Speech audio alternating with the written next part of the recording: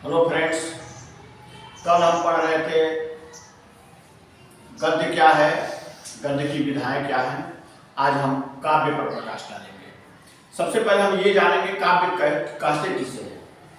तो वह रचना जो हृदय में कोई भाव उत्पन्न करे, जिसमें गेयता हो, जो रस, छंद और तुकबंदी से युक्त हो, ऐसी रचना को हम काव्य कहते हैं। काव्य के लिए जरूरी क्या है कि कोई भाव उत्पन्न होना।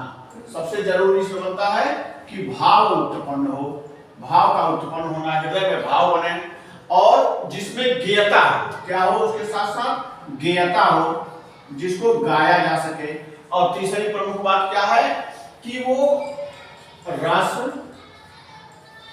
छंद और तुकबंदी से युक्त हो।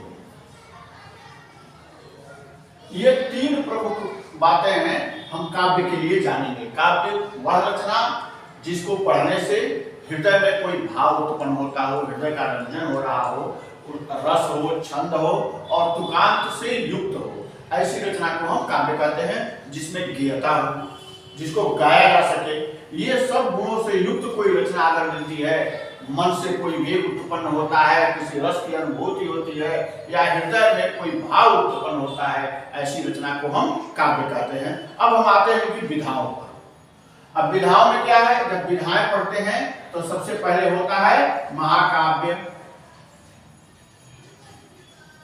इसके बाद होता है खंड काव्य और अगला होता है प्रबंध काव्य।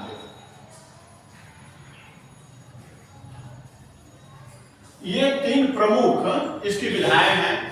अब जब इसको और सरलीकरण करेंगे इसका, तो विधाएं बढ़ेंगी और काव्य की विधा, कितने रूपों में हम काव्य को पढ़ सकते हैं, कितने रूपों में काव्य को जान सकते हैं।